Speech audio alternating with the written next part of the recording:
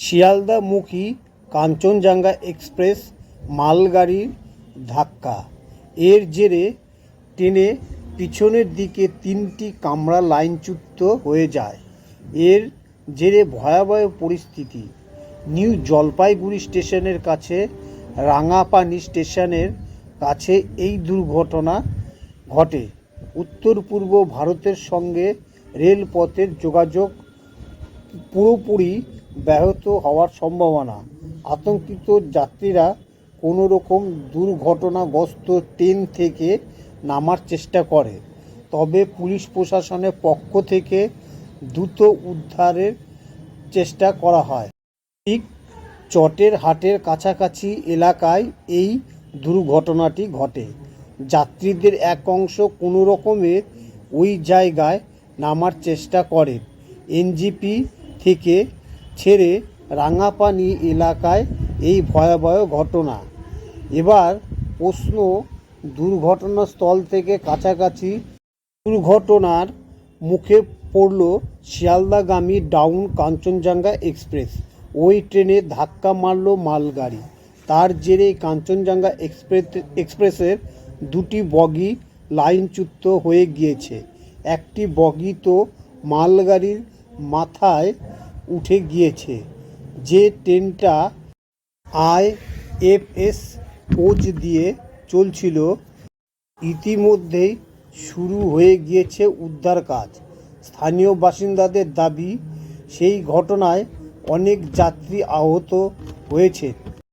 ঠিক কী ঘটেছিল এবং কী কারণে এই অ্যাক্সিডেন্ট হয়েছিল জানুন। এদিন ওই রেল সূত্রে জানা গিয়েছে, ট্রেনের নম্বর 13-174 কাঞ্চনজঙ্ঘা এক্সপ্রেস রাঙাপানি স্টেশন ছেড়েছিল সকাল 8:57।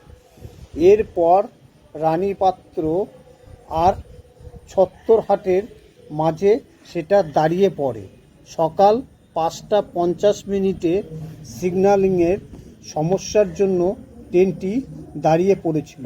এদিকে অপর এক রেল আধিকারিকের মতে, স্বয়ংক্রিয় সিগন্যাল সিস্টেম ব্যর্থ হওয়ার জন্য স্টেশন মাস্টার একটা লিখিত কাগজ দেয়। ওটা সাধারণ TA 912 বলে পরিচিত। এই কাগজ থাকার জেরে ওই জোনে যত লাল সিগন্যাল রয়েছে সেটা পেরিয়ে যেতে পারেন চালক, কারণ সেখানে সিগন্যালের সমস্যা রয়েছে। ওই সোর্সে জানিয়েছে, স্টেশন মাস্টার TA 912 ইস্যু করেছিলেন কাঞ্চনজঙ্ঘা এক্সপ্রেসকে। তিনি জানিয়েছেন, সেই সময় একটি পণ্যবাহী গাড়ি GFC যে রাঙাপানি স্টেশন ছেড়ে 8:42। এরপর সেটা কাঞ্চনজঙ্ঘার পেছনে ধাক্কা দেয়। এর জেরে একাধিক কামরা লাইনচ্যুত হয়ে যায়।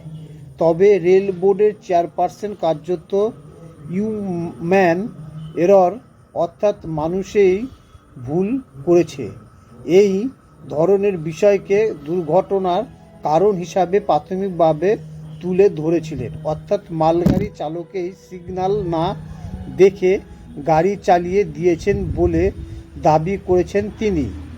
মালগাড়ি চালককে এই TA 912 ইস্যু করা হয়েছিল কিনা সেটা দেখা হবে, তবে তিনি সিগন্যাল না মেনে চালাচ্ছিলেন কিনা সেটাও দেখা হবে। আর দ্বিতীয়টি, যদি তিনি করেই থাকেন, তবে তার উচিত ছিল প্রতি সিগন্যালে 1 মিনিট করে ট্রেনটি থামানো আর 10 কিমি প্রতি ঘন্টায় ট্রেন চালানো। দুর্ঘটনার জন্য চালককে দায়ী করে রেলের বিবৃতি নিয়ে প্রশ্ন তুলেছে লোকো পাইলটদের সংগঠন। ইন্ডিয়ান রেলওয়ে লোকো রানিং ম্যান অর্গানাইজেশন কার্যকারী সভাপতি সঞ্জয় পান্ধি বলেন, প্রিয় লোকো পাইলট মারা গেল এবং CRS তদন্ত মুলতুবি থাকা অবস্থায় তাকে দায়ী ঘোষণা করা অত্যন্ত আপত্তিজনক।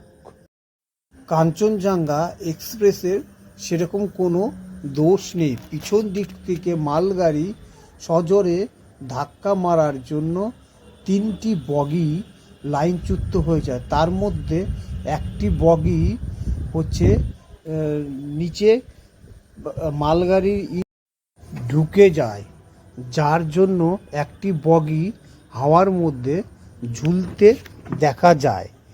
এই নিয়ে মৃত্যু ঠিক 20 পার হয়ে গিয়েছে, আহত অনেকে। রেলমন্ত্রী সেখানে গিয়েছে, আহতদের দেখাশোনা করছে এবং তাদের সঙ্গে কথাবার্তা বলছে।